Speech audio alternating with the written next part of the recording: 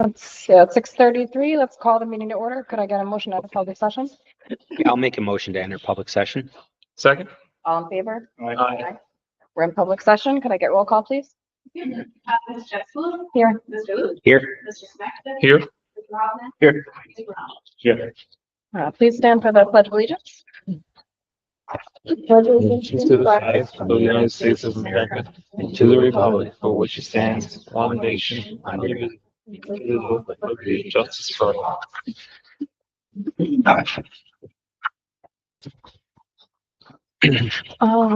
Next is item E, comments from the public on agenda items. Just a reminder for those members of the public in attendance, this is one of two opportunities afforded to members of the public to comment on or inquire about agenda items. Members of the public will also have an opportunity at the end of the evening's agenda to comment on matters not formally noted on the agenda. Does anybody have anything? My name is Connie Marie Graham, and I am the school music teacher here, as you know. I never ever got a chance to publicly thank you for the position here as a music teacher. I just want to take this opportunity to say thank you. I'm enjoying my time here. Oh, and please come to our concert this weekend. Thank you. Anybody else, or is there anybody online? Item F, approval of the minutes. Could I get a resolution, please? Be it resolved that the Board of Education of the Manans Union Free School District accept the minutes of the December 8th, 2025 regular meeting and the December 18th, 2025 special meeting. Second. All in favor? Aye. Aye. Motion carries. Item 2, discussion items, superintendent's reports and updates. We have a couple of different presentations for you this evening. First one will be by Wiley in regards to our New York State Assessment Report. She will talk a little bit about math, ELA, and science in particular. Those results became publicly available at the beginning of December. However, the turnaround time for our December meeting just was a little bit tight, so we decided to hold off until January. You know, Mrs. Wiley and I work each year to try to make the presentation a little bit more meaningful to board members. So, Mrs. Wiley tweaked it a little bit this year to hopefully highlight some of the areas of growth and next steps. And I'll turn it over to you, Mrs. Wiley. Thank you. Yeah, so I did try to do a couple of different things this year, and I am absolutely never worried about public speaking ever. And I'm slightly, only because it's something new, and I'm really excited to show you the thinking that we did as a staff and some work we did to really make it more meaningful for you all and the public, and be able to really do something with that information. In one way with more than just numbers, because it's hard just to stare at numbers. What do they mean, right? So we will do today ELA and math, New York State testing for grades 3 through 8. We will do science, grade 5. There is an 8th grade test, but we have very few students that took that last year. So when we talked a lot about it, while I have no problem disclosing that information, when it boils down to a few students, the percentages really don't make sense. Doing 50% when there's 5 kids, that's just, you know, it just doesn't make sense in terms of this presentation. I have no problem sharing the data, it's public data.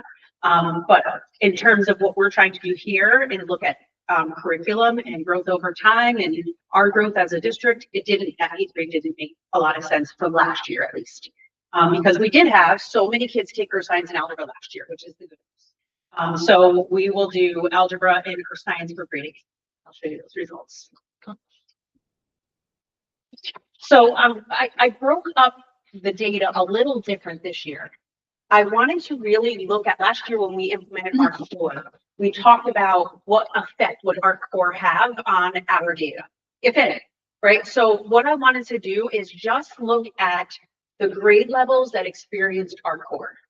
So last year we implemented it. These are the 3 grade levels that would be impacted by our ARC core curriculum right now.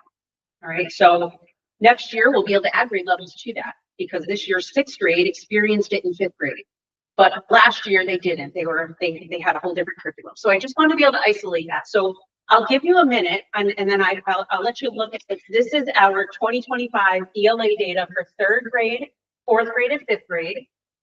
These are the levels: 1 and 2, 3 and 4. 3 and 4 equals a proficiency. So in order to be considered proficient in ELA, you would be at a 3 or a 4 level. Okay, 1 is our lowest percentage, and then 2. Okay, so just give you a minute to look at it, and then I'll talk a little bit through it.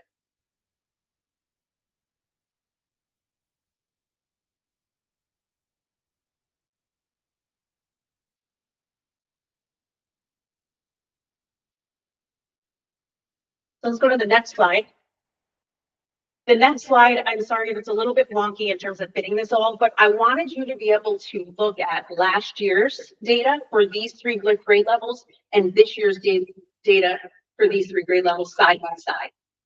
So I just thought it was important to kind of fit those on one slide, very messily, sorry, but I just wanted you to see those two. So I'm just going to give you a minute to just look at that for a second, and then I'll share a little bit of information about this.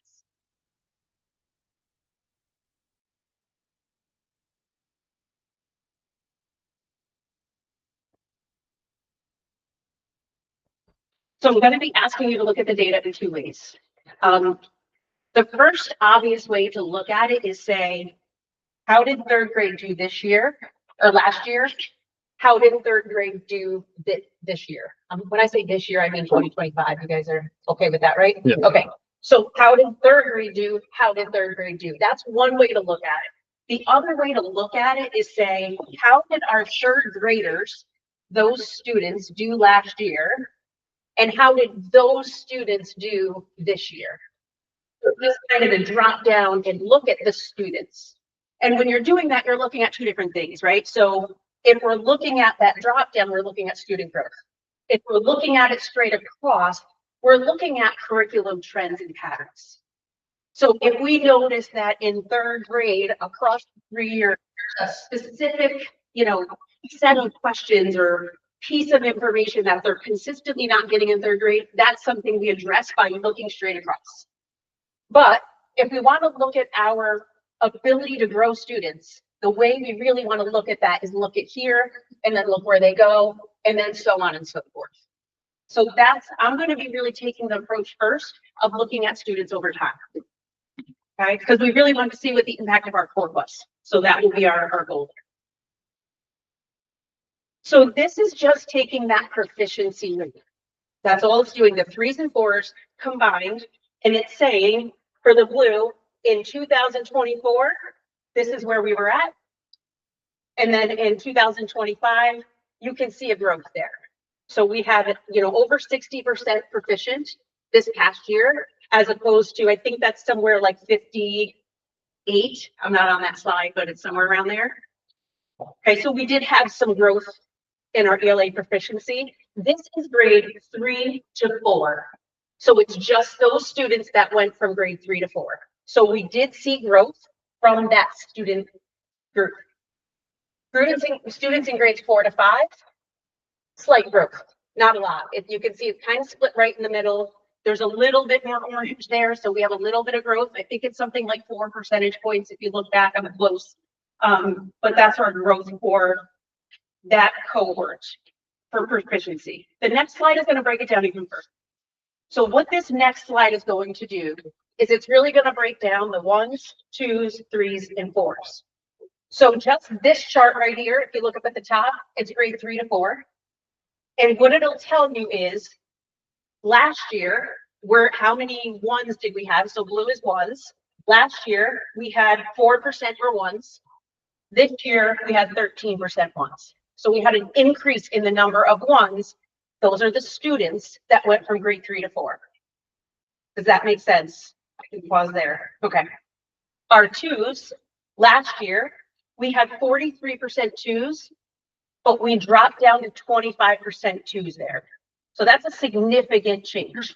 That is a lot of students that changed from 2s, they went somewhere. So the question is, where did they go? Well, it looks like a couple of them went here, but let's see where else they went. So these greens, level 3, last year we had 26%. We shot up to 38% 3s. So that means we moved a bunch of kids over that proficiency level that were in 3rd grade and went to 4th grade. And then our 4s were pretty level, right? We're kind of flat across. All right, so that's what we're looking for is, are we moving kids from the 1s into the 2s and from the 2s into the 3s? All right, so that's the point of that chart. Same thing here with our fourth and fifth grade. Fourth graders into fifth grade. Our blue, our ones are kind of steady, 18 to 19% are real flat. Our orange, we had a decrease, pretty significant decrease in our twos. So where did they go? If we have less twos and we're flat here in our ones, they had to go somewhere. So our threes, it looks like they shot up from 32 to 41, and our fours went up a little bit. I can pause there and just see if there's any questions on this chart. I'm going to use this chart a couple more times, and I just want to make sure I'm being clear. Okay. All right.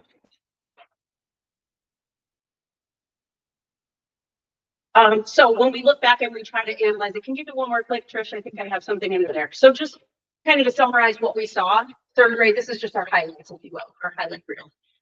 Third grade proficiency increased by 23% from last year. So that is a huge jump for us. Our fourth grade proficiency, these are the fourth graders, you know, this is third grade moving into fourth grade, 15% increase in proficiency. That's the threes and fours together. And then fifth grade increased by 20%. So if I'm I'm thinking about our core and our implementation, it does seem like at least at this point, there's some movement. We see some movement. And I know we're going to have some people talk about our core a little bit, and we might be able to shy some of why and what's going on that's resulting in some of this shift. Okay, I think we are, so now this is our comparison chart. Okay, so this is comparing surrounding elementary schools. So something that we did a little different this year is rather than comparing to the entire district of North Colony, we compared to a school. We looked at, just kind of who is similar to us, size-wise, demographic-wise, just who is the most similar to us in each of these school districts.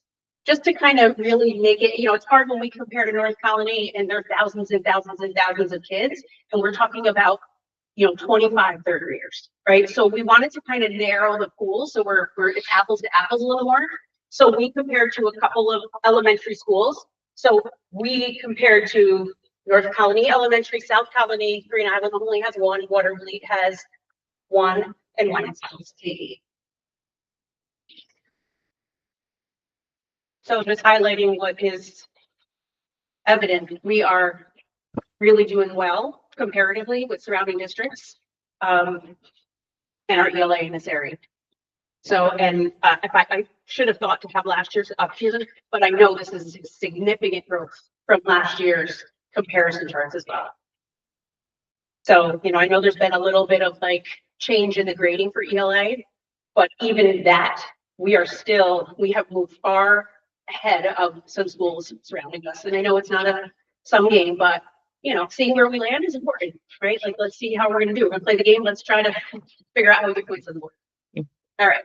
So now I'm going to move into 6-8, who did not have our core. They did work on a curriculum from the state. It was, remind me, Jen, expeditionary learning. So that was a trial with our prior ELA teacher. So we're still, thinking about what our next steps, and this data will help us figure that out. So 6-8, I'll just give you a minute to look at this year's data.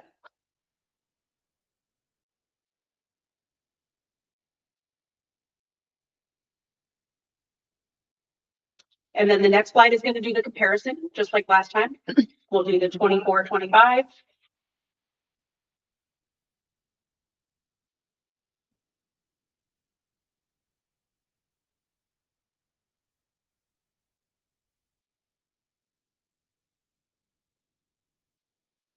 So I'm going to do the same thing. We will focus on those students moving forward.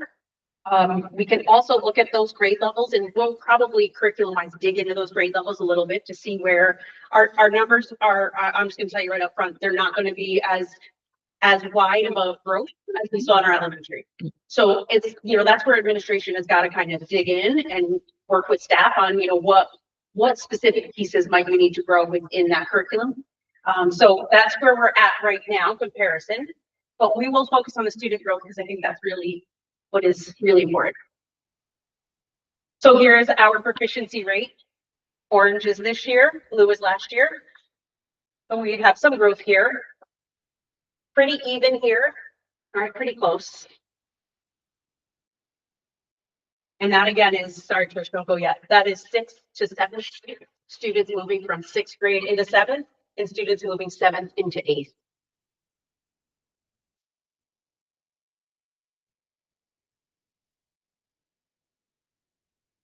Same idea. So same idea here. So we have, these are 6 into 7, 7 into 8, and then the colors are at the bottom, the level 1, 2, 3, and 4. My eye immediately goes to this level 1 on the 6 to 7. There's a big drop here of 1s. So where do they go? You know, what's happening to them? Well, it looks like we have a ton of level 2s here, which we have to think about is a positive move.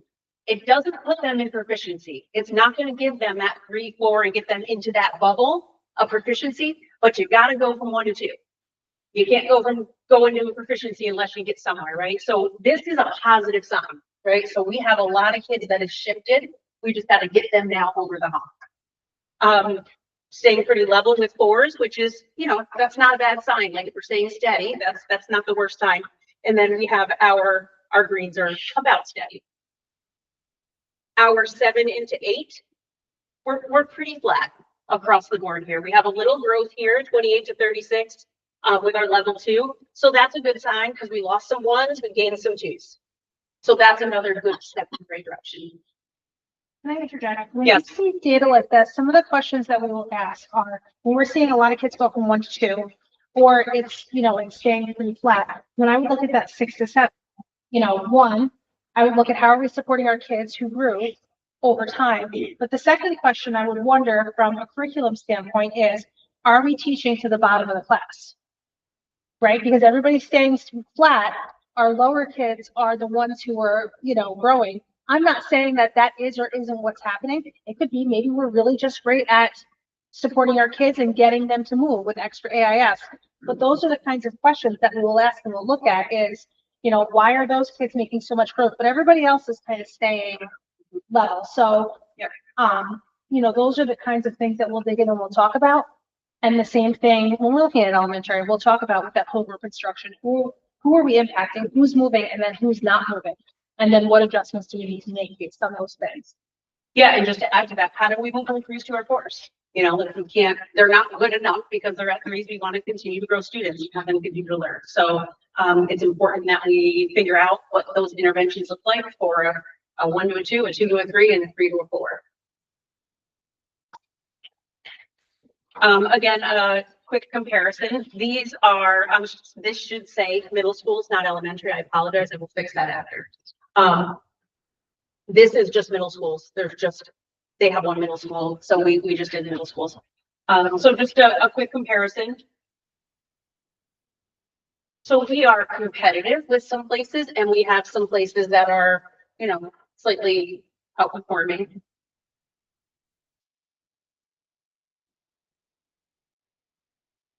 And I would say, Trish, can you just go back right there? I mean, we are definitely we're right in the mix here, right? That's pretty close. You know, we'll have to take a look a little bit at our 7th grade, you know, what 7th grade curriculum looks like and, you know, our 6th grade or 7th grade curriculum and see what we need to push on. So that's some deeper diving we need to do as an admin team and faculty. This is 3 through 8 over the last couple of years. So if you wanted to look at this and see the students over a longer period of time, you could take 3rd grade. I think I have some little circle bubbles, maybe. You can kind of see what this group of kids did in 3rd grade, 4th grade. Was that? I just told her she did 4 more, I'm taking the next step. Yeah. Yeah, it would give you up. So that's over time. So these are this right here is our current 7th graders. They were 6th grade last year. So when they were in 5th, how they did, when they were in 4th, and when they were in 3rd. And then the same thing, these are 4th graders who are now our current 8th graders. So just to see, and what we want to see is hopefully growth over the years. We want to see them 1 spot in 3rd grade and then continue to grow. And we see that in a lot of places. We see some steady, right? So right here, this group right here, these 5th graders who are now 8th graders, pretty steady, pretty flat. but we do see a lot of growth in this area. So some key takeaways for ELA. 3 through 5 is showing meaningful increases, particularly in the last year. So some big growth there. A lot of kids, even though we didn't necessarily move them into proficiency, we saw a lot of 1s go to 2s and some 3s go into 4s. And that movement is also good. It's not going to show up in that final proficiency, but it's a good movement. It's a good sign for us. 6th and 7th grade have really great, their proficiency rates overall are good. We're not seeing as much growth as we would hope to see. But they're, comparison to other districts, we are in the hunt. ArtCore was implemented a year ago, and we are seeing that increased proficiency, a lot of movement between levels, and then it's to align the instruction with the standards and assessments aligned with the standards. Our next steps. So we have been talking about our middle school ELA curriculum. We'll continue just to kind of talk about that. We have a new ELA teacher this year, so we are going to spend some time with her just talking through, what our next steps are there. And then we have this intervention time every day. It's ELA interventions, about 30 minutes. Students do get resource there. They get, ENL, but we have the other students that aren't getting that support in the classroom. What can we do with those students to help them move from 3s to 4s? And some of them are 2s to 3s. And we got to really try to work on what that time during that intervention looks like.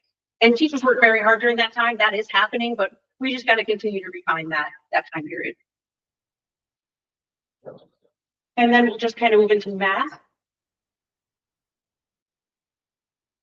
So math I kept together because I wasn't trying to isolate the curriculum. So math I did 3 through 7. 8th grade, we only had a few students doing 8th grade math. Most of them took algebra. So I didn't include them in this chart. Again, I can share that information with you. That is no problem. So these are our percentages from this year. And then Trish will go to next year's, or go to the comparison for the 2 years.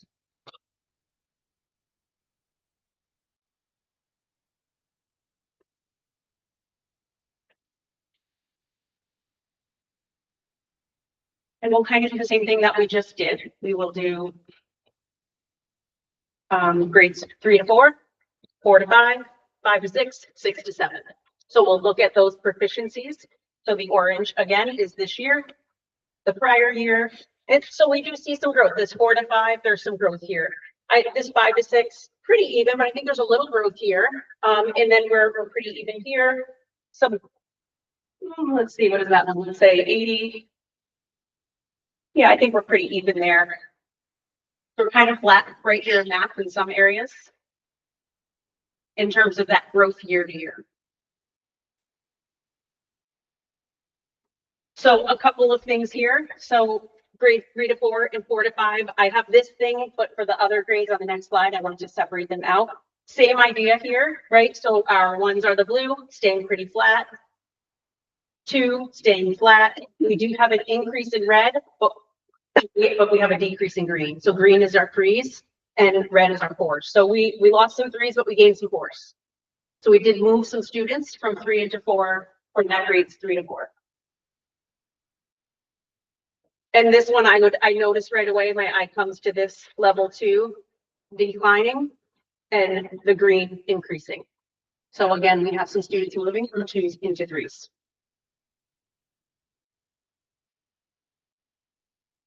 So just kind of the summary of what you're seeing there. Decreases in 3s, level 4s increasing, level 1s are not changing, but they're very low. We have very low numbers in the one area.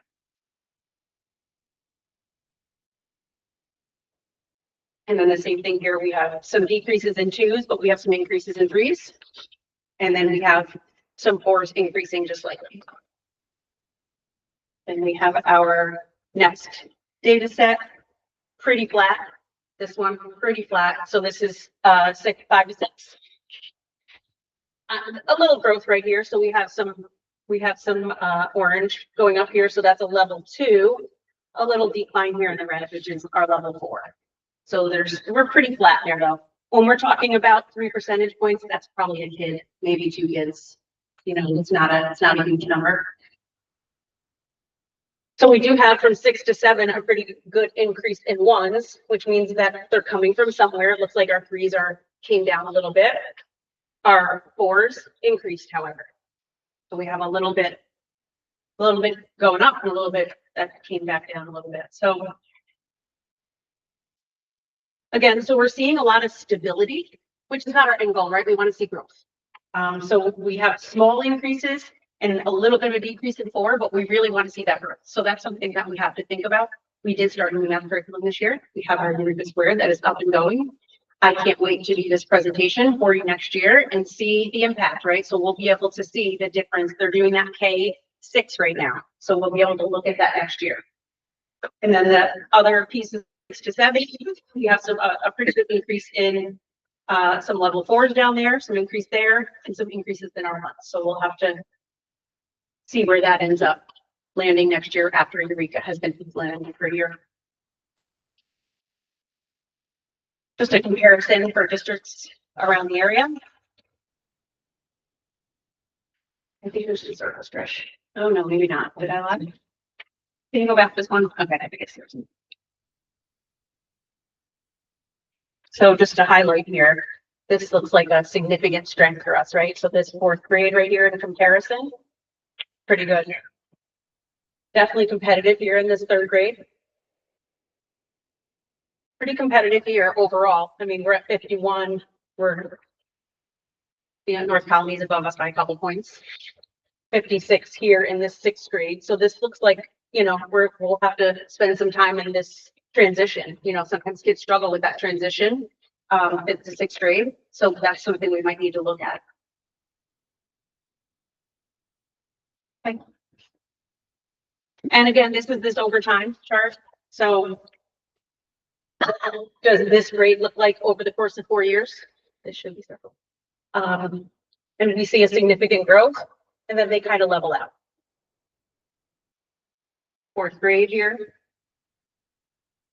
Pretty decent growth, little couple percentage points in the bottom. Oh, there's my red circle. Okay. So just looking at New York State compared to New York State, how we do. So for math and ELA, we're well above the New York State average in terms of percentage rate.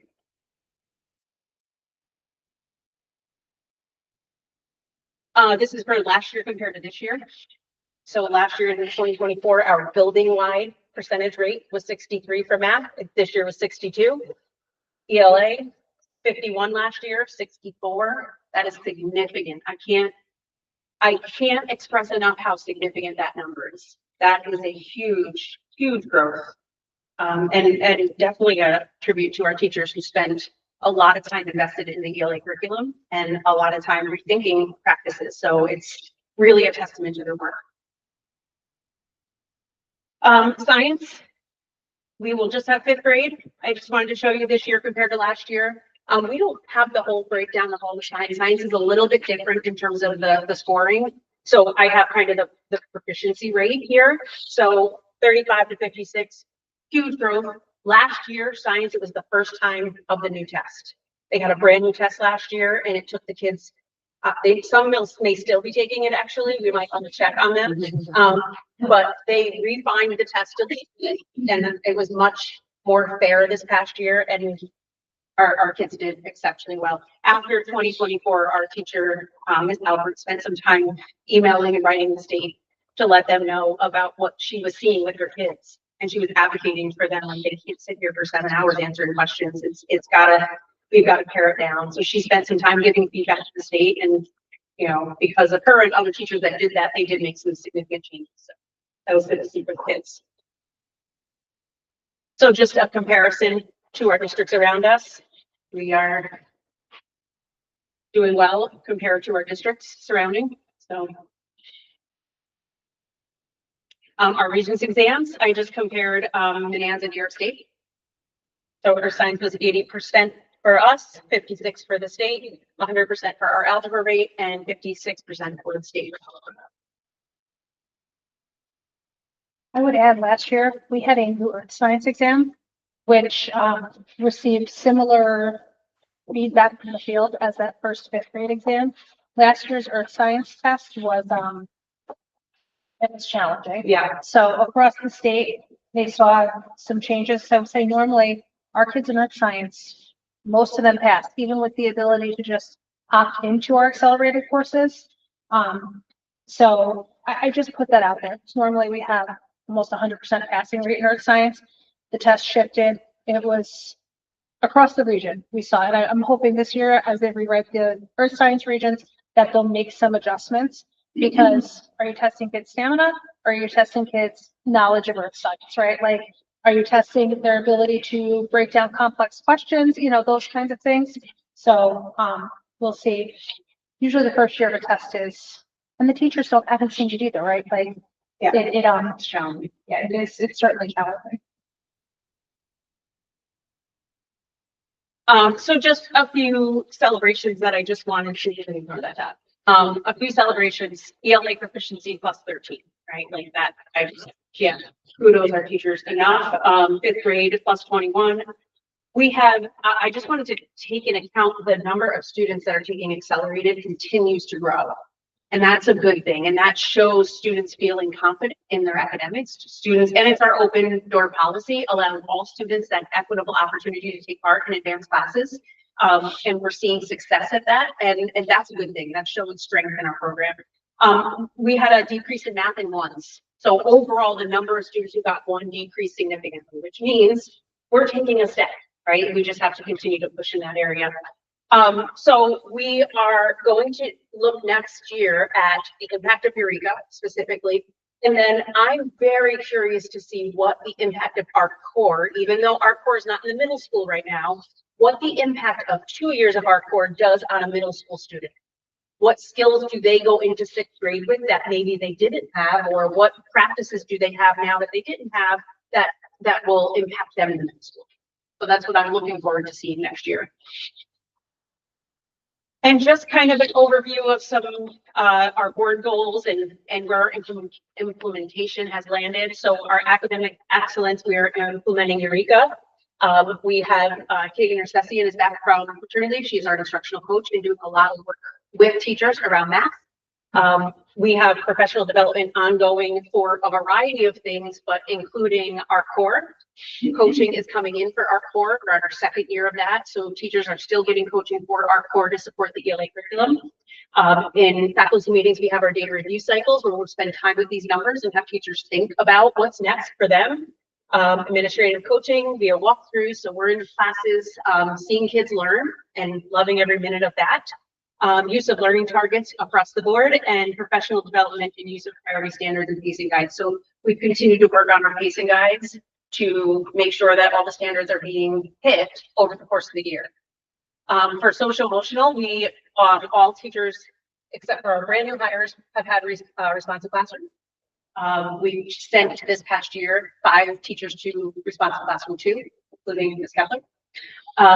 We had a responding to misbehavior training in the fall. So we had that RC came and presented there as well. Morning meeting and advisory circle is happening daily across the entire building, which is our SEL approach through restorative practices and responsive classroom. Restorative approach to conflict and discipline, I would say, is a matter of fact in course now. It was something that we invested a lot of time and energy in, and I would say it is just how we move. And I say that very proudly because it is the go-to for the teachers, it is the go-to for the administrative staff, it is the go-to for everyone in this building of how to restore and repair and provide students the opportunity to learn and grow and get the class and learn. Brave and Sweethearts and Heroes is still going on. They are done, and our Brave students are continuing it on their own. They're going to continue to go in classrooms. They're meeting on their own. They're coming together as a group when they see bully situations going on, and they are looking for ways to intervene. Very proud of that group.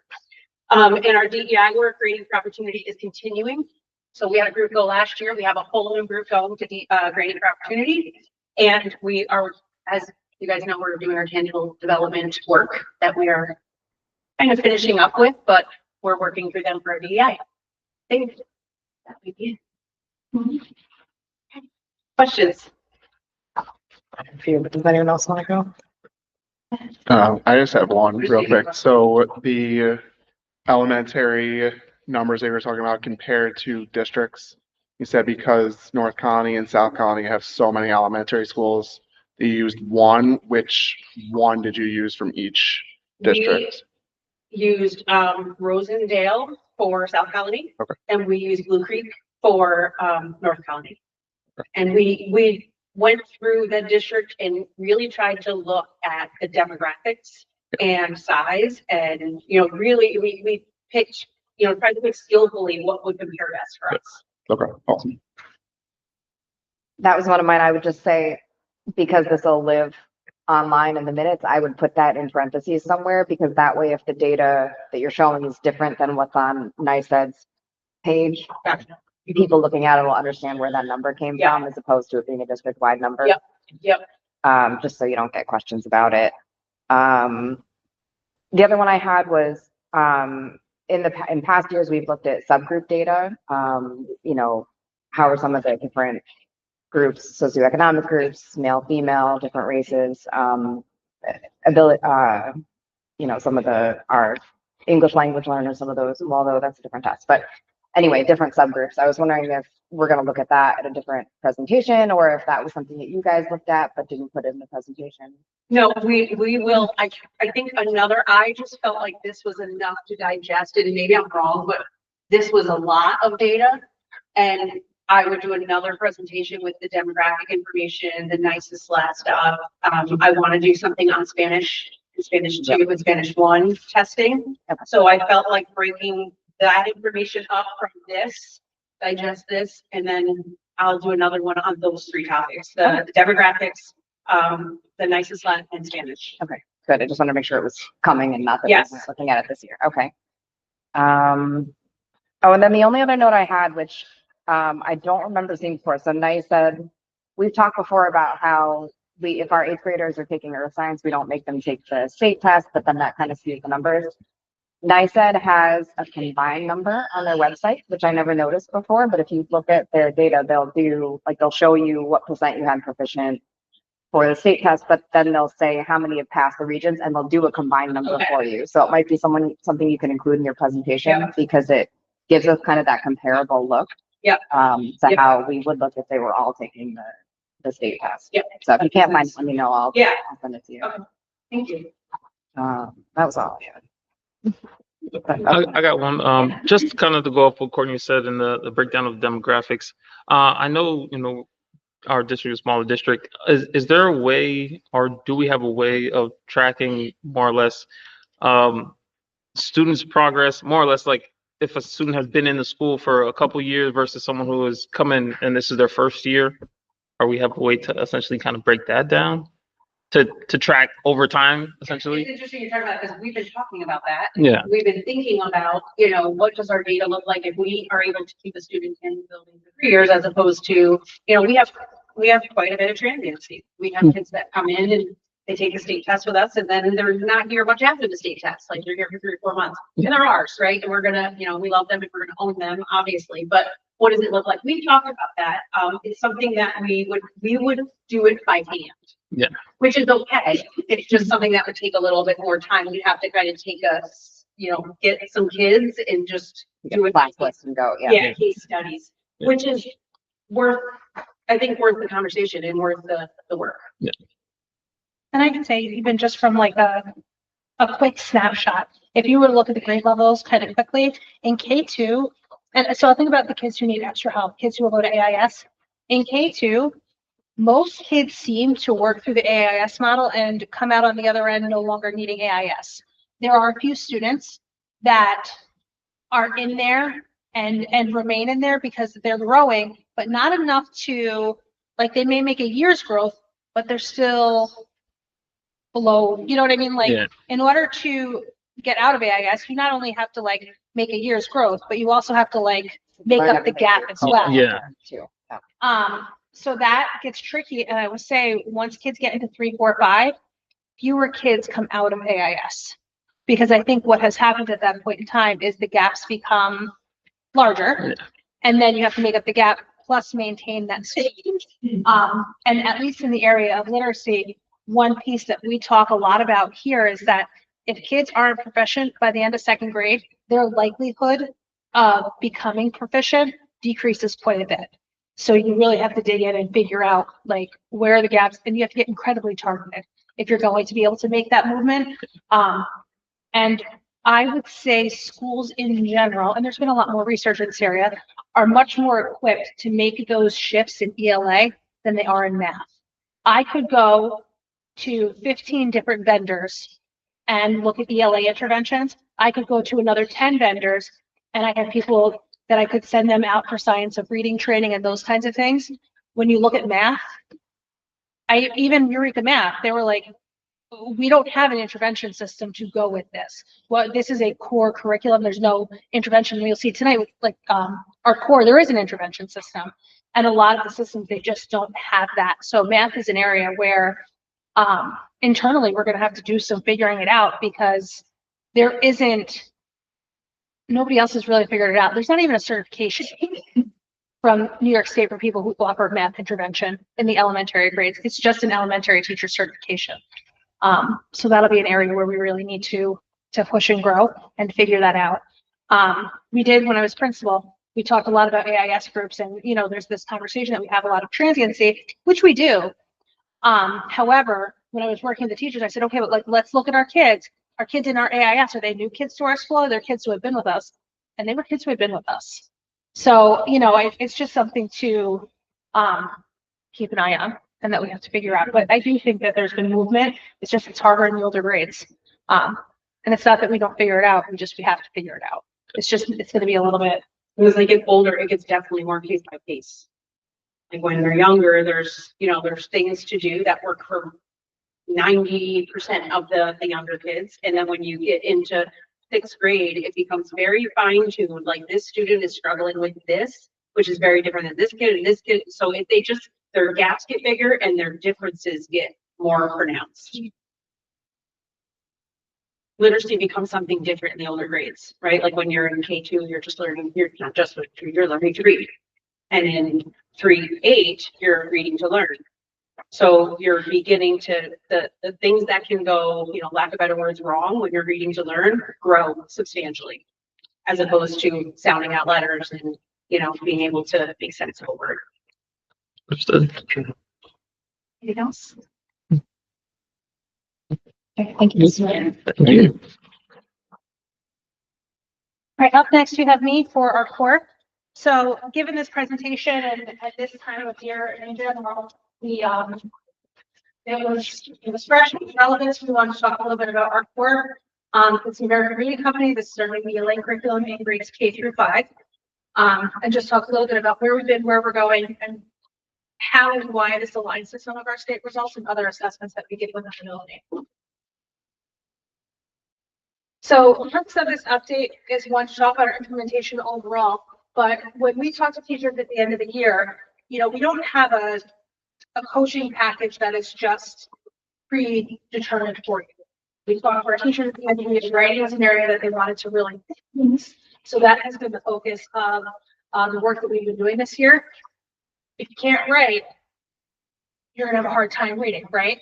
If you're a really proficient writer, that's really closely linked to proficient reading as well. So anytime you're working on writing, we're automatically strengthening reading skills. And in the progression of skill development, usually kids learn to read first, and then their writing comes after. So simply by focusing by writing, we're absolutely going to strengthen the reading of our students as well.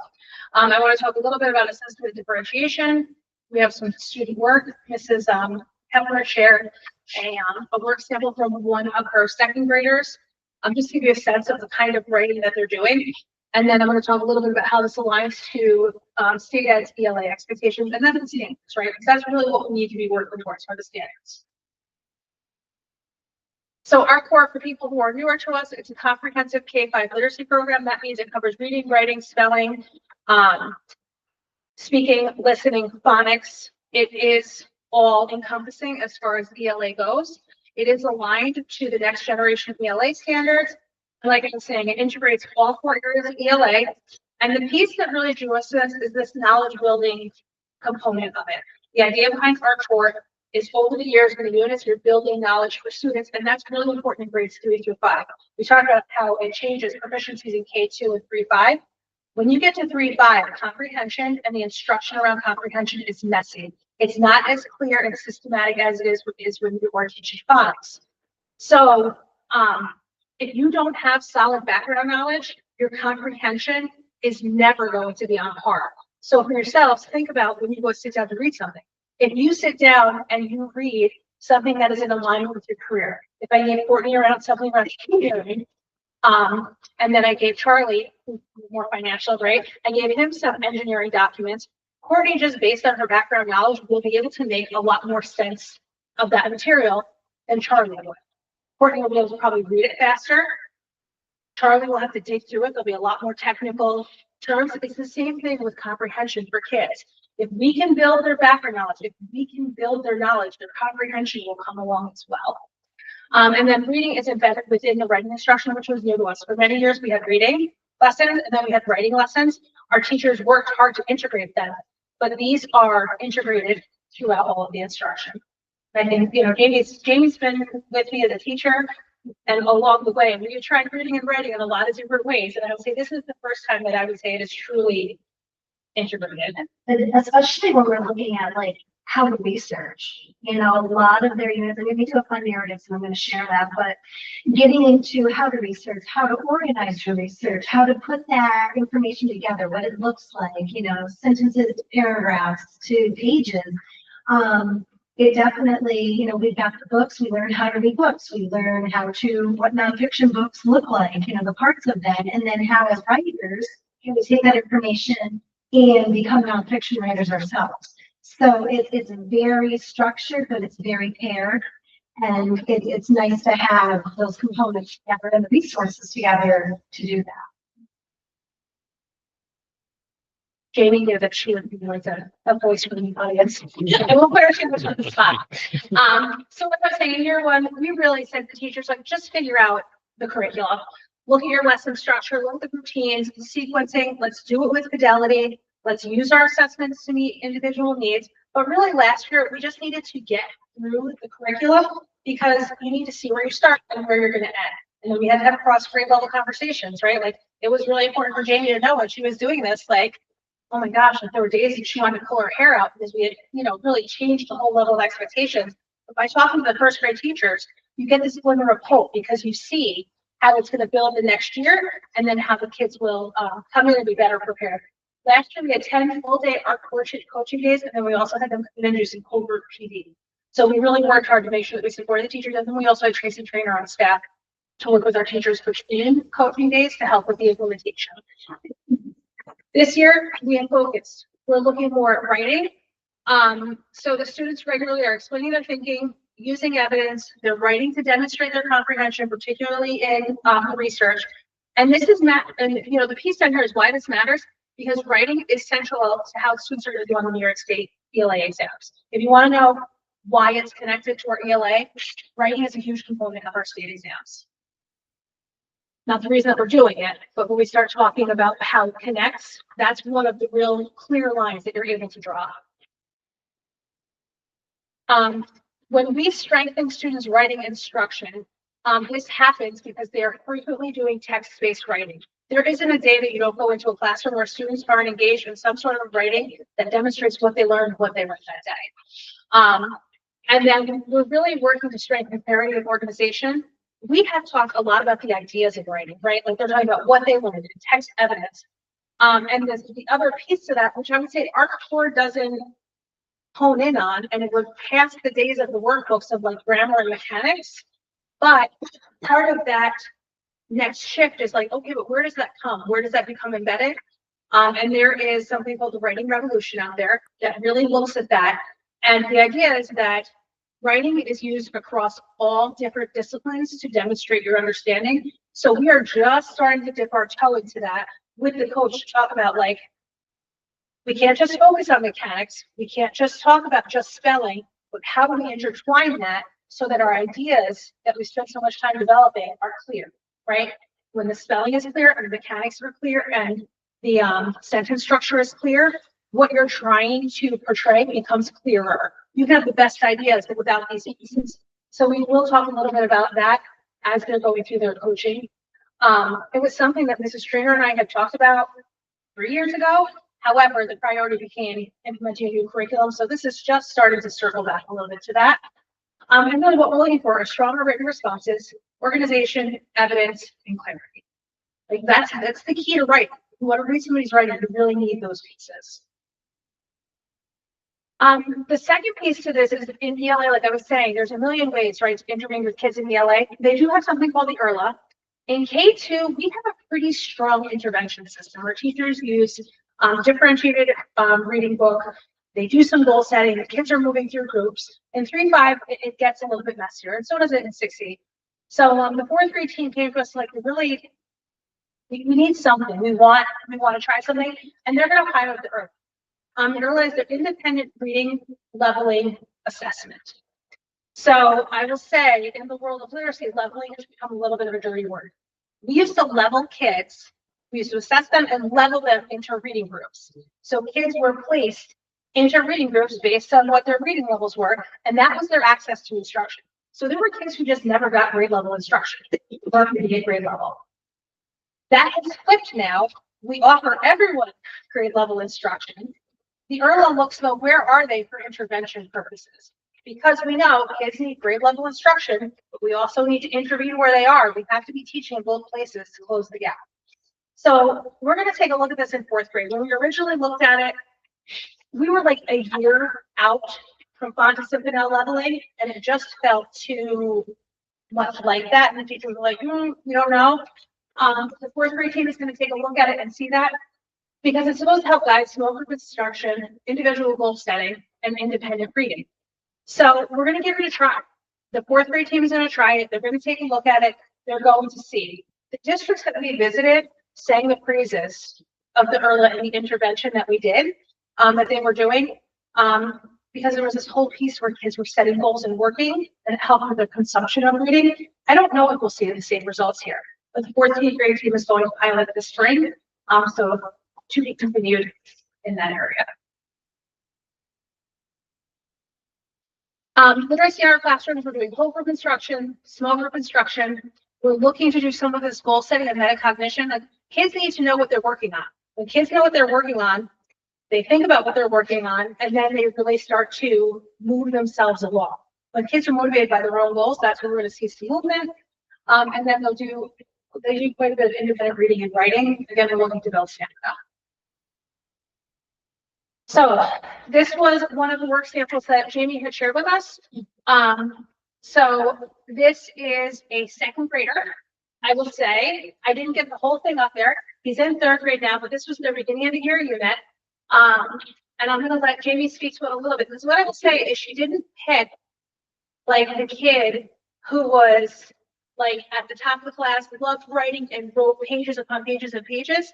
I can show you those kids, right? Like, but this is like what I would say is a pretty typical 2nd grader. And I would say he also was pretty adverse to writing in 1st grade. Yeah, first period there did not want reading, did not want writing, nothing to do with ELA. And so he came in to 2nd grade, and this is the 3rd unit. So this is, probably very, very early spring. And it's our unit 3 is narrative writing, and it's about animal stories. So we read a lot of really great literature where animals are characters. There is fiction and nonfiction embedded in, so they also do a little research on animals at some point, but this specific section was narratives. And so the real goal was we spent a lot of time talking about character development. So really thinking about the character, the personality, the character traits, just really being able to describe a character. And know that characters change throughout stories. Also, we spent a lot of time on like plot, beginning, middle, and end, how, there's going to be problems and solutions in the story, how those are going to interconnect with the character changing through the story. So this student, non-reader, non-writer, really coming into 2nd grade, grasped right onto it, enjoyed the literature, was so excited to come up with a story, like this was his jam. He was so excited to go with it. And the best part of this was when Kendra came in and she was looking through it now. Yeah, mechanics, spacing, capitalization, punctuation. I know it looks like a mess, but when you get in to read this, like he is explaining his character, he's explaining feeling, he's got quotations, there's talking, there's discussion, there's problems, there's solutions. He's got a clear beginning and middle, like he has so much detail in the story. And he was excited and happy and engaged, and Keandra said, I would like a copy of this for our core. So to see a child, coming in as non-interest in writing, and then just the engagement and the growth that he showed, it was just like it was a wonderful thing. So that's his little sample. I expect you to read it. But, I did want to go back to something that Mrs. Canova talked about. Another thing that I really enjoy about this program is not only as teachers do we see the scaffolding going from grade to grade, the students are noticing it. So they're like, we're doing bugs right now, insects, bugs, and they're like, oh, in first grade we did animals. So we're going to go to first grade and we're going to show the first graders what the research looks like in second grade. Now, what we did last year, because the fourth grade is doing ecosystems. Well, that's one part of our study when we're doing our bugs. And so then we're going to go back to fourth grade and they're like, I know about an ecosystem. I know what an ecosystem is, but the fourth grade, it's solely about ecosystems. So they're learning, like, again, back to that research part. I know this was a narrative and it's such an inspirational story.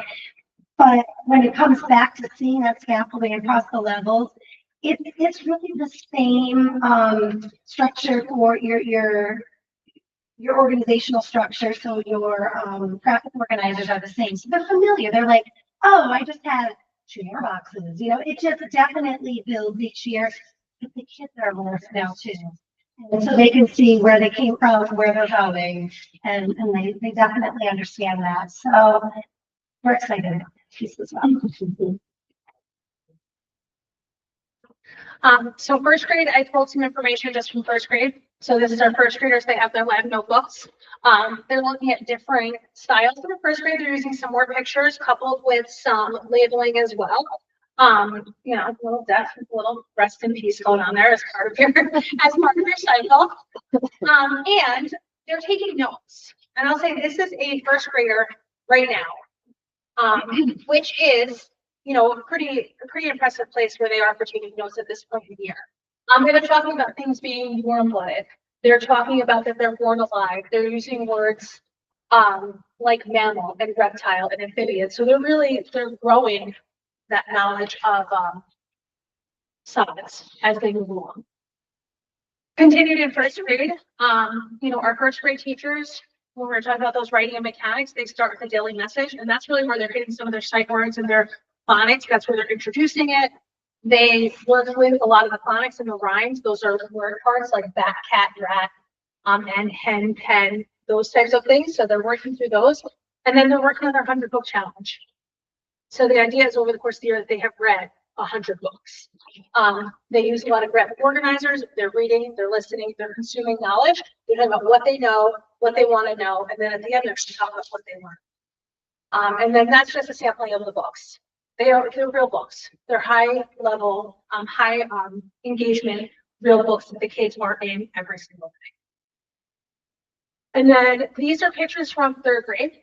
And some of the things that I guess I would just point out from these different units is, we have our little one here. She doesn't have a pile in front of her because she's picking through the books. She's actively working through each of those. There was always like the wandering reader, the kid who read 3 pages and then changed the book, read another 2 pages in this, or fake read. And that's not really what's happening. We have students who are sharing their information. That was kind of like 1, and then the 2, and they're sharing and working with each other. They're in books researching. They're realizing when they're researching, you don't have to read the whole book. Like when you read nonfiction, you go to the piece that you want. They are pretty regularly working together and creating and consolidating and working through information, whether it is reading together, taking information that they've learned, putting it together, or really looking at each other's work. So those are things that are happening. Those are 3 different units that they are working through in third grade between last year and this year. And the idea really, like I was saying, is that our core builds content, knowledge, and academic vocabulary. If we can build those 2 pieces, we have greater success with reading comprehension in the older grades. And the writing continues to support them explaining their ideas, synthesizing information, and we want them to demonstrate their understanding. The whole purpose of reading, right? You read to understand, and we need to The idea of demonstrating it and doing it in meaningful ways, not just answering a couple of comprehension questions. So alignment to state ed, right? And I took this because we had state ed presentation too, right? We teach for more than that, but it just links to what we did this evening. So our assessments measure reading comprehension, writing, use of evidence, and command of language. We're often doing text-based writing. There's explicit instruction that we're going to be working towards in paragraph and sentence formation. And then we're going to start talking a little bit about the differentiation with the we have the whole group instruction, how do we meet kids where they are. And that's really where we're going to see some of that movement, particularly in some of the levels. So our writing instruction, we want stronger constructive responses, clearer explanations, and with that will come improved comprehension. We'll continue to look at our classroom data, and we're going to take a look and see how it goes, see if it works for our kids, see if it does what it needs to do here, and if it doesn't, we will make something that does work for our kids. And then our instruction will continue to align, it continues to align directly to state assessments, which it should, because state assessments are based on standards. And all of our curriculum should be working towards standards-based proficiency. So we will continue to strengthen writing in our core. We're going to maintain consistent reading and writing expectations across grade levels. That consistency is what's going to help build our kids. We monitor student growth using a variety of things. Our teachers are looking at writing samples. We're using local assessment data, and then we do have our assessment data that we use from the state as well. And really, this is the key. Our core implementation has moved from learning the curriculum to deepening instructional impact. We have the greatest curriculum out there. If it is not impacting instruction, if it is not impacting student outcomes, then what do we have it for, right? Like that's what we need, and that's what we're starting to see, not only in some of our numbers, but when we're in classrooms, we're hearing it from our teachers, and we're onto something here, right? We're moving in the right direction, and we'll continue to do so. They're engaged, they're excited, and it's authentic, really great text that they connect to and have, the conversations that they can have it's impressive. Questions, they say words to me that I need a refresher on the definition. Middle school. Is that it? Yeah, they're good. And they're only for the work. Yeah. Yeah. Questions from the board? All right. Great, thank you. I can really see how it'll help especially in science later. Like if you're not teaching them science, they're learning. So, they are teaching them science, but that's not what it's supposed to be for, but they're learning that too. Yeah. So it'll help. Definitely. And it's great because we enter a year of jobs in our community in second grade. So that is one of our social studies standards. Yeah. And then we've got this great unit for all of our community jobs. And then we do our field trip to go out into the community. So it's some of them really do overlap, and it's really big plans as well, and it keeps it great. Interesting for them too, because they can kind of see how it connects to the real world and to grades and stuff like that. That's great. I had a question about, especially if you're talking about incorporating writing more, when do you start actually teaching them typing versus writing by hand? Because I feel like for helping them read, the writing is good, but at some point they have to take state tests on a computer, and that's hard for them when we don't have typing classes, right? And they're little and they're just learning how to make words, and now they have to do it on a computer, and that's hard. Strangely enough, they are little geniuses when it comes to it. So a lot of in second grade, I know what we do a lot of writing first, and then learning how to turn it into slideshows. So we do a lot of Google Slides and presentations.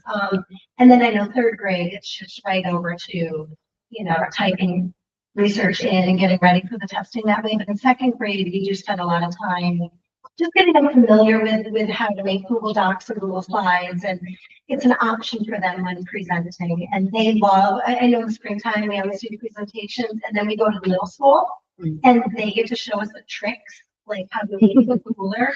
So yeah, they're very, second grade, I know, I can't speak to first grade how much they do. I know they're really working on just writing, so I probably So K2 is mostly pen and pencil, and then 2 starts to switch over to more typing. I'll say, I knew in the third grade, a lot of their research was in note taking and organizers, their posters are pen and paper, but a lot of the products are either Google Docs or slideshows or things of that nature. So they tend to make that shift in third grade quite a bit to more time. I would say by the time they're in middle school, they're using a Chromebook almost exclusively for Right. writing. By that, I mean, it's slowly progressive. In fact, there's more arguments of like, no, just stick your do now on the paper. It's a 3 sentences. You don't even Chromebook for 3 sentences, you know, because they want to use it for everything. And friends, it's more work to take it out and you write 3 sentences, you know, just Right. yeah. Just write it down. So yeah, I think it's progressive. Yeah. Okay. Thank you.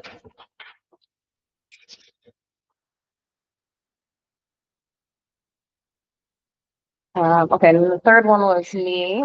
So these handouts that I gave you, and I can get an electronic copy of Chris if she wants to put them on the, in the minutes or whatever, but, this is just what some of the presentations I went to at NISBA, wasn't all of them, but these were the 4 that I thought might be kind of relevant for us.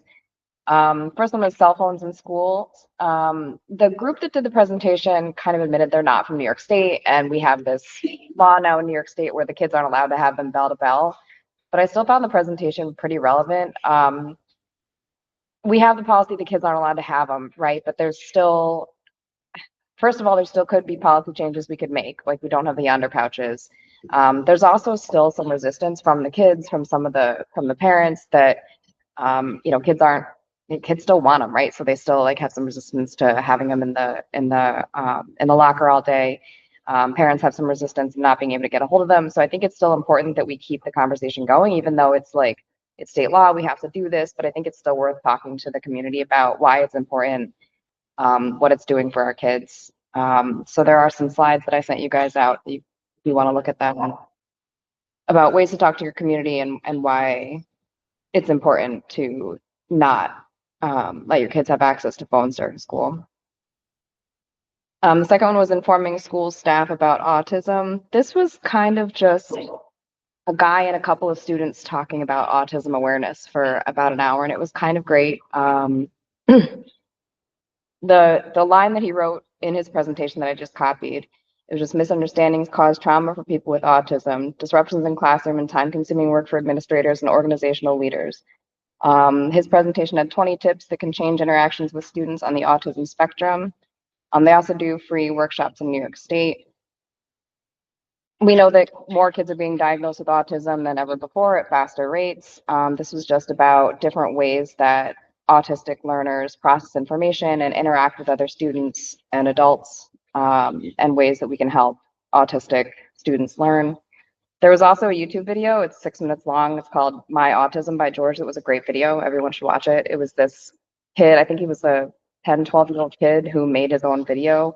It talked about how he experiences autism, how he experiences the world, how he wants other kids to talk to him and deal with him. So especially if anybody has autistic learners in their classrooms, it'd be great videos for the teachers to share with their kids. The third one was on board policy. This one was very in the weeds. If you're on the policy committee, it might be worth looking at the presentation. If not, maybe don't worry about it. But it talked a lot about looking at your policies, making sure your policies are understandable. Your policy on credit card use, the public is probably not going to go looking for, but you know, your policy on you know, the student-facing ones or the parent-facing ones should really be readable. They should be able to be read by or read and understood by your students, by your families. They talked about using BOCES translation services for again, for the most common ones, for the ones that the public might want. And they also talked about reviewing your student-facing policies for positive language or tone. You know, how does it read? Does it sound punitive? Does it sound like you're trying to support students or you're trying to like gotcha with the students? The fourth one I had on there that I thought would be the most relevant for our group was school board norms. They asked at the beginning, I didn't know what school board norms were, and they asked at the beginning of the session, who has school board norms? And this was a room full of school board members, and almost everyone raised their hand. And I was like, I've never even heard of this thing. I don't know what that is. The second handout that I gave you is a list of NISBA suggested school board norms. I guess most school boards have a retreat where they just agree on, here's how we're gonna operate. And I didn't know that was a thing. So I guess it is, and it's something we should do. It's just, they break it down into general governance norms, communication norms, and board meeting norms. And it's mostly just things that are good policy practice. How are we gonna operate as a board? How are we gonna communicate with each other as a board? You know, we're gonna be respectful. We're not gonna talk over each other, but also how are we gonna communicate with each other? So, you know, once you're on the board for a while, you kind of get a feel for how that works. But if you're a new board member, or if you maybe aren't happy with the way that it's been going for whatever reason, you might want to change that. So they just suggested that as a board, you have a retreat to discuss how do we want to operate. And then once a year or whenever you have a new board member come in, kind of relook at that. And is there any that aren't working for us that we want to get rid of, anything we want to add? So that might be something we want to look at doing either before the end of the school year or going into the next school year. This might not be a bad idea. It gave me this whole book about school board operating procedures that I'd be happy to let anyone look at if we want to do that. So I did email out some of these presentations. This one I copied for you because I didn't have an electronic version. Feel free to look at them. If anybody has any questions, let me know. Cool.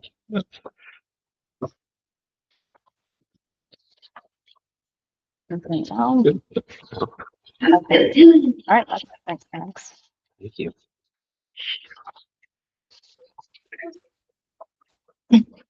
Item 3, business matters, non-action items. Enclosed for the information of the board are copies of the following warrants and the claims auditor report for November 2025. Were there any questions?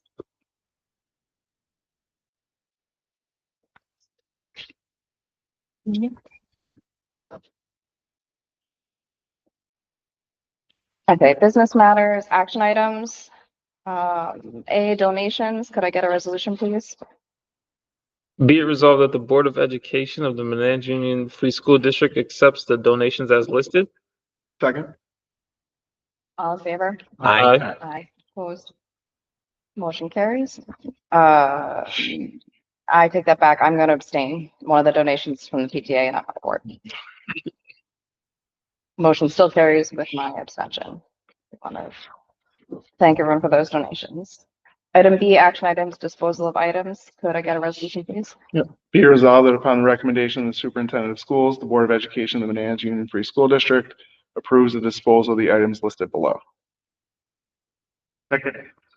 All in favor? Aye. Motion carries. Item 5, Board of Education action items. A, district-wide safety plan amendment approval. Could I get a resolution, please? Be it resolved upon the recommendation of the superintendent that the Board of Education of the Manans Union Free School District adopt the proposed amendment to the 2025-2026 district-wide safety plan. Second. Were there any questions on there? This was just the use of the AED in the building. This has been posted on our website. We didn't get any questions or comments from the public. Anyone have any questions about it? Okay, all in favor? Aye. Opposed? Motion carries. Item 6, personnel matters. A, resignation. Could I get a resolution, please? Be it resolved, the Board of Education of the Manans Union Free School District accept the letter of resignation for Elizabeth D'Angelo as secretary to the principal, effective close of business January 16, 2026. Second. All in favor? Aye. Opposed? Motion carries. So I would like to thank Beth for her time here at Manans School. She's been with us. She was in her second year. She came to us. She was a former dispatcher at the Manans Police Department. Beth has been incredible. She's been a right hand to both Mrs. Kozlowski and Mrs. Wiley. She is moving on to a new position that leverages her educational background. She came to us with a desire and a love of the criminal justice system. The skills that she had in that area worked great for running the main office and working with Mrs. Wiley. And she learned a lot while being in schools. Schools are a whole different beast in a lot of ways. And she really has done a nice job. And she has an incredible opportunity to go be an investigator with New York State. So we wish her the best. We will miss her. But we also, you know, part of having people here who do exceptional jobs is allowing them to grow as professionals and allowing them to move on when the time is right. And Beth really is, she's excited for these next steps and we're excited for her as well. Yes, thank you. And thank you, Beth. I'll miss her. She always volunteered. She hasn't been building that long. She was always helping out at PTA events and I'm definitely going to miss her. We have another resignation, item B. Could I get a resolution, please? Be it resolved that the Board of Education of the Menands Union Free School District accept the following resignation for Carly Galvin as a certified occupational therapy assistant, effective close of business February 26, 2026. Second. All in favor? Aye. Opposed? Motion carries. So Carly came on to us when we opened our additional self-contained classrooms. She was instrumental in getting the Riverside Collaborative up and running. When you're working with students, many of which have autism, their occupational therapy needs are a core component of them being successful in the building. Carly is a talented certified occupational therapy assistant. She has an opportunity to grow her skill set. She will be transitioning to the Wildwood School, which is a school that specializes in students who have autism. So we're grateful for what she's done, and I certainly, we want to see her move forward and grow and learn, and we will miss her, but we certainly think that she is off to do great things, and she certainly has an outstanding skill set, which will help many of the students at Wildwood, including some of our own kids who attend there. So we wish her the best as she makes that transition. Thank you, Carly. Item C, resignation. Could I get a resolution, please? Be it resolved, the Board of Education of the Menands Union Free School District accept the following resignation for David Clarkson as a building substitute, effective close of business January 16th, 2026. Second. All in favor? Aye. Opposed? Motion carries. All right, and Mr. Clarkson, he has, the unique thing about Mr. Clarkson is he has touched every student in this building. He's a building sub, so he has subbed anywhere from kindergarten in any of our self-contained programs all the way through up through 8th grade. I believe Mr. Clarkson came to us on his first day and may have been substituting for science. He came to us as a PhD student in physics, came in, no educational background. And he looked at us like, you really want me to come back? Like, wasn't so good. And he wound up moving into becoming our building sub. He's going back to school to be a math teacher. He got to work with Meg Perfetti, and he had a real love of math education. So he will be leaving us, but he is leaving us so that he can join the teaching profession in the next couple of years. So we have Meg Perfetti. She's got a long way to retirement, so we won't be in need of a math teacher, but there will be a district out there who will be incredibly lucky to get Dave when he is done with his degree. So we wish him the best as he goes back, and he'll be starting the spring semester shortly after moving back to New York City. Now it's Hunter College, right? At Hunter College. He said that this is the best job he's ever had in his life. Oh. He loves it. And it's, testament to the kids and the staff, and, everyone just made him feel so welcome. And he's like, I want more of this. And he worked in nuclear physics labs and this is where his love is. So that means a lot. So listen, thank you, David. Item D, personnel agenda. Could I get a resolution, please? Be it resolved that the Board of Education of the Menands Union Free School District approve the updated personal agenda items as attached. Second. Just a quick note about this. The first item on there we approved already, but it was a date change to reflect his last date. And then the second, we have a tutor on there. All in favor? Opposed? Quick question. Oh, sorry. Go ahead. Is this a different David Clarkson? No. This is the same David Clarkson. It's because he's been working as a long-term sub in the library to cover our media specialist. And we had already approved the stipend for him, but it didn't have his end date on there. Oh. So this is just a date change to reflect when his last day will be.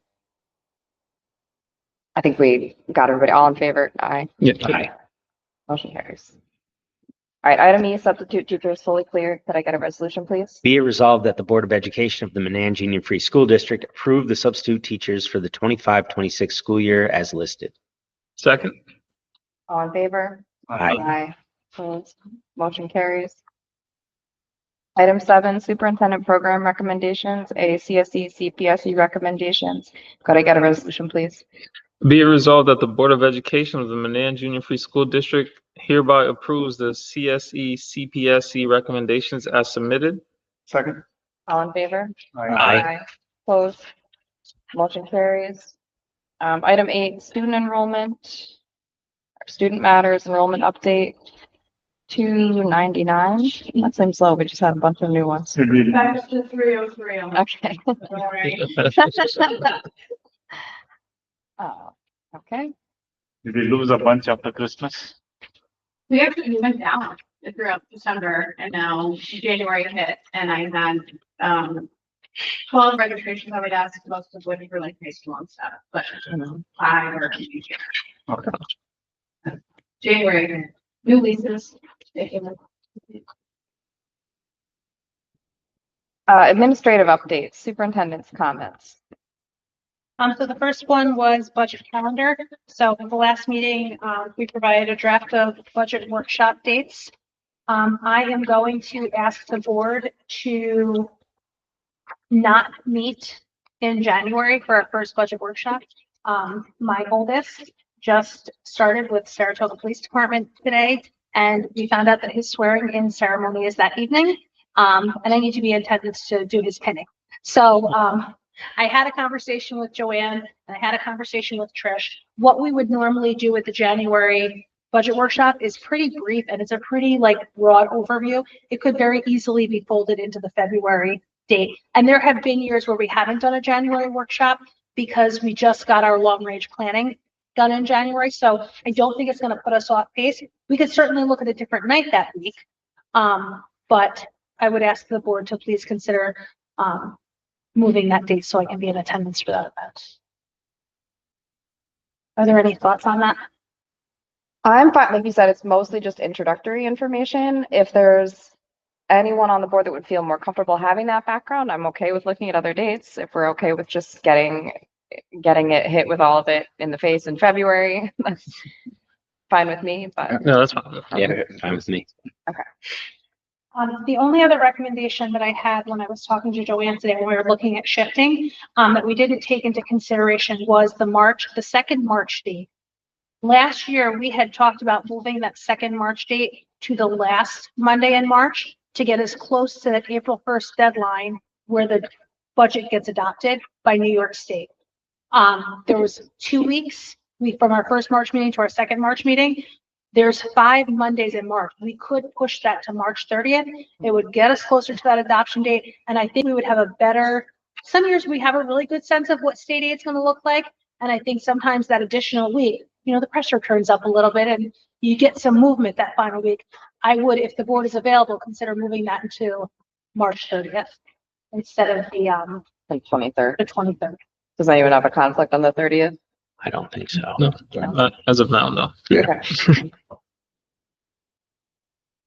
I will say, I think the January date is still on the sign out front. So pull that down.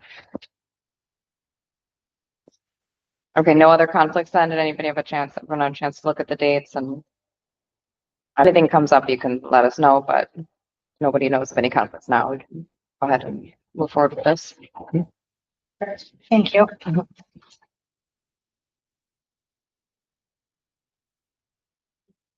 The second piece is going to be the, I'm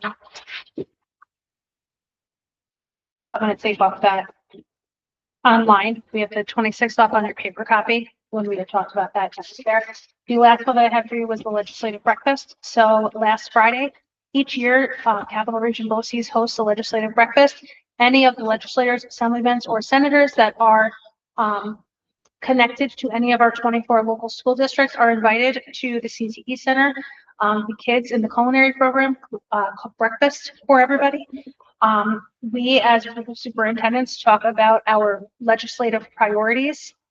We have time to speak to our individual representatives, very cursory, nothing super in-depth, in the one-to-one conversations.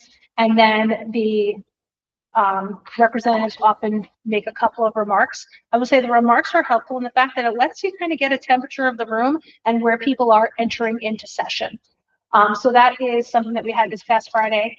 I would say our priorities are pretty similar to what they've been historically. I will share them with the board over the course of the next week.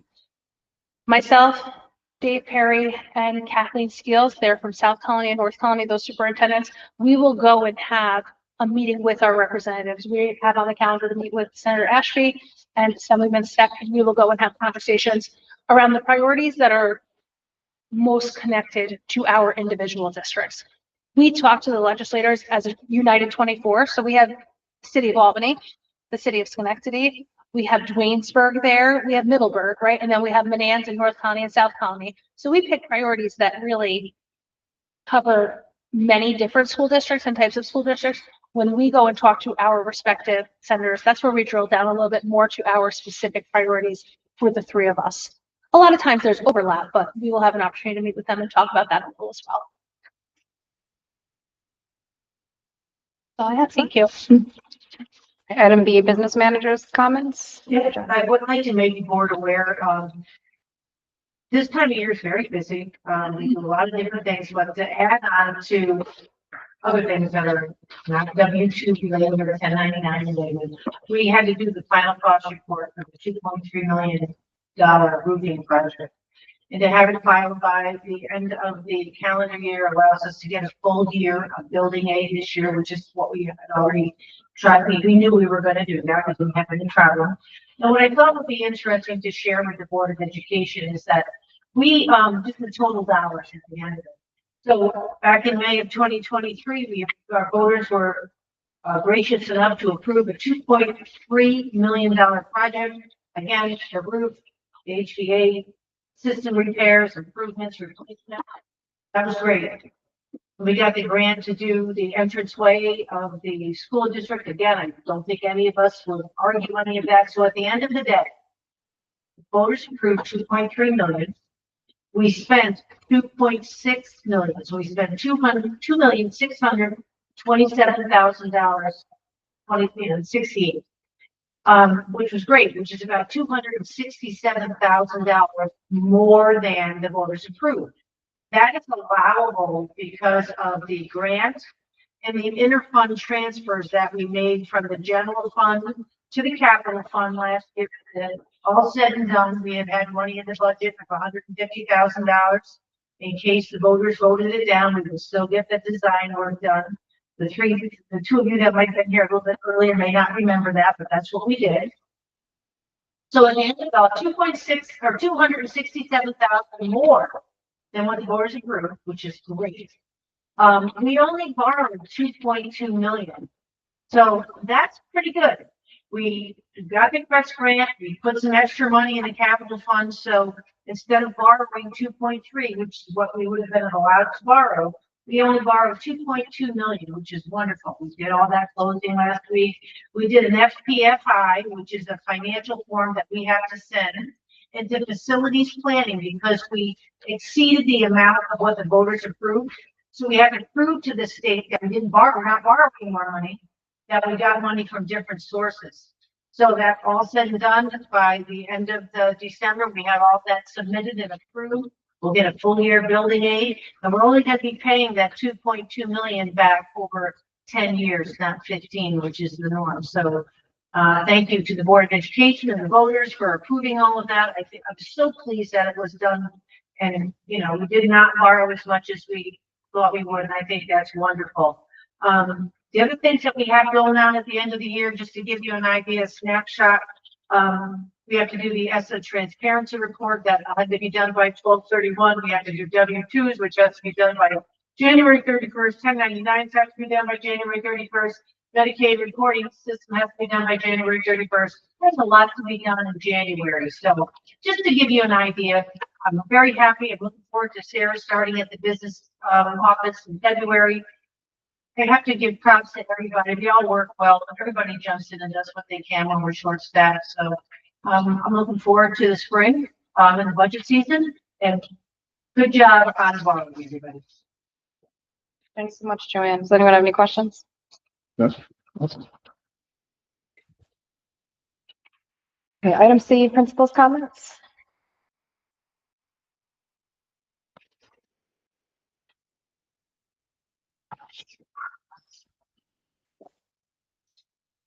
Okay, this feels forever ago because we just had another assembly. So we've been doing our energy bus, and last month we were talking about loving our passengers. And this month, our theme is control the controllables.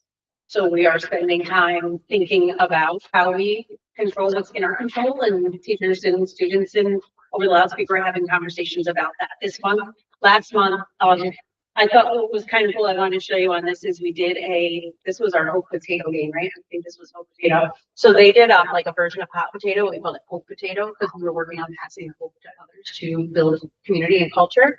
So they did that here. And then as they got out, they actually got in to the center circle. And then we had just about almost the entire school in the center of the circle playing Hope Potato. So it was kind of cool to see. I love it. There had to be well over 100 kids in the middle circle playing that. So of all grade levels, we had pre-Kers passing it to 8th graders, our self-contained kiddos, like everybody in the building was part of it. And it was really great. We have our parents' night out. So they came, what movie they watched, Courtney?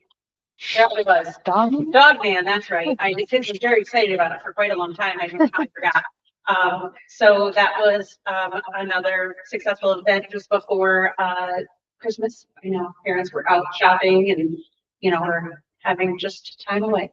So thank you to PTA for setting that up and all the staff that come and run that. Ms. Vandenberg brought the horses, and Mr. Vandenberg was our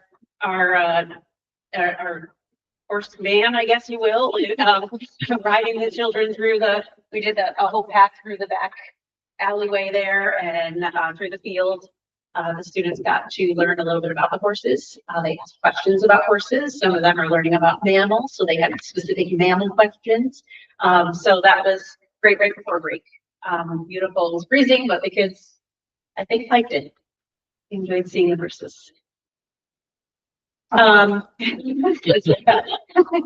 If you said Fisher, just use them. They're game. Ms. Rago took the first kids to the Treason House to go and sing carols to them prior to break. Went pretty well, Miss Rago. Yeah, Not because they like my chorus, but they engaged with the individuals there. They actually went over and sat and handed beautiful cards that were given from the younger grades with pictures of, keeping the joy and the celebration. And they really sang from their heart. They behaved wonderfully, and it was just a wonderful time. It really was. Thank you for putting that together. It's a great idea. And then we had our winter theme dress up days, which always are a blast. I think the kids have fun, but maybe it's possible the staff has more fun. It might be slightly possible.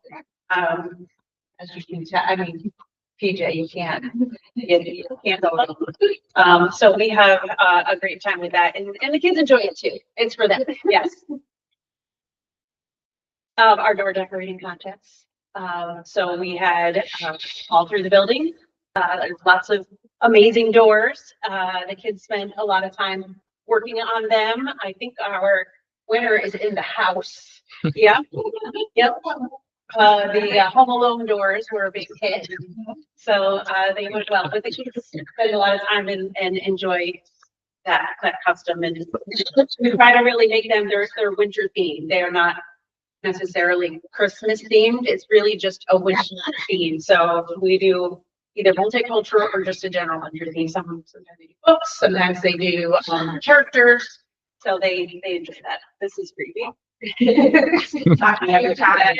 And I almost died randomly in the door.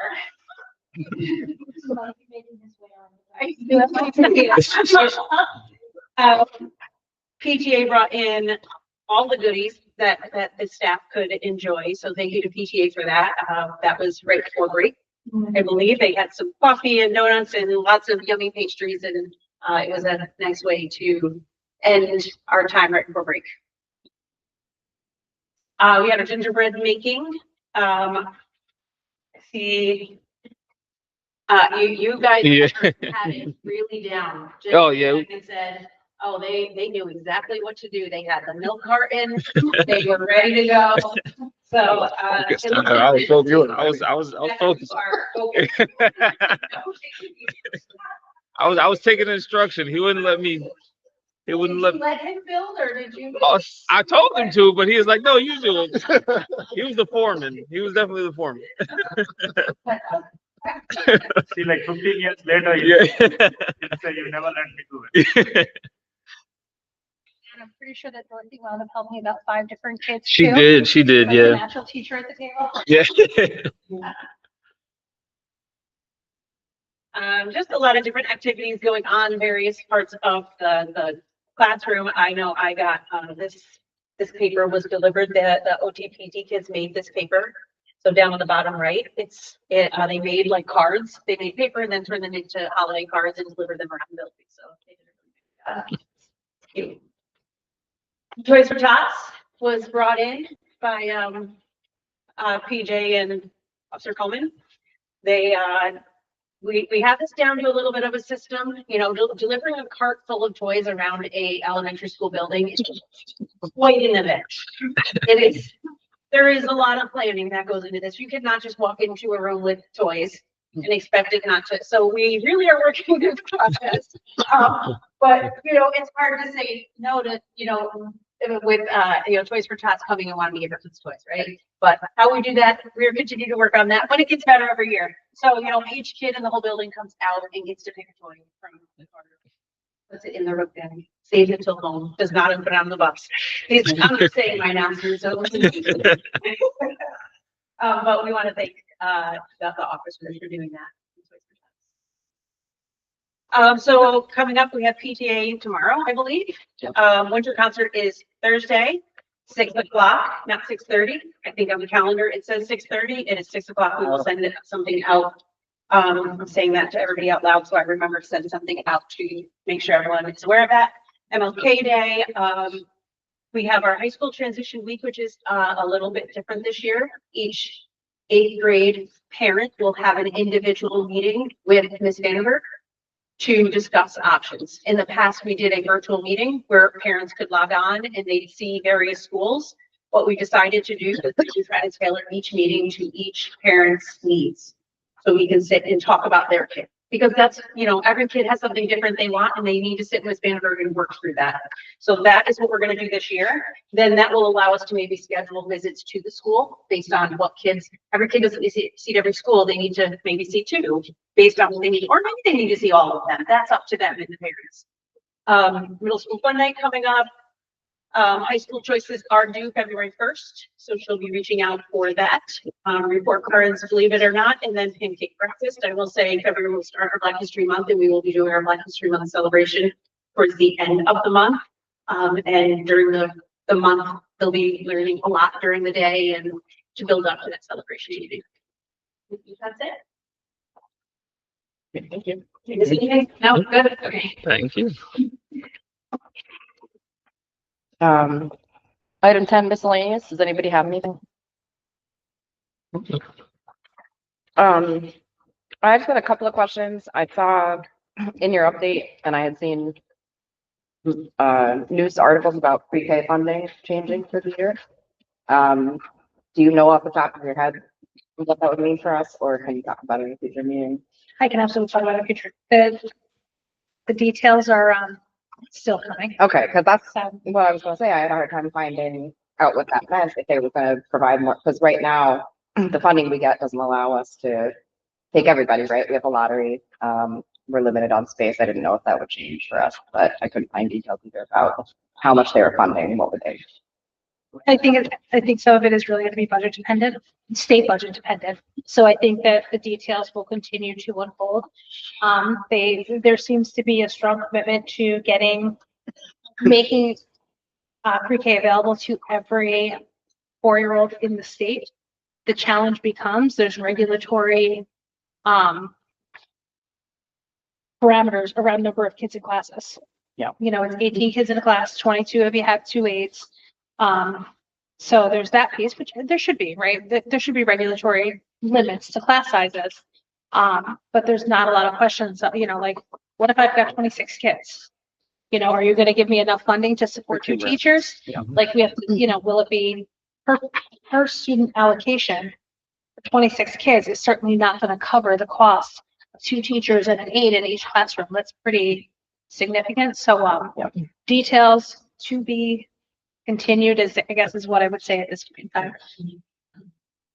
On the right path aspirationally, I just don't know how it's going to, the details are gonna unfold. And then the other question was just if you had any updates about, I know they've stopped construction on the south end project for the winter.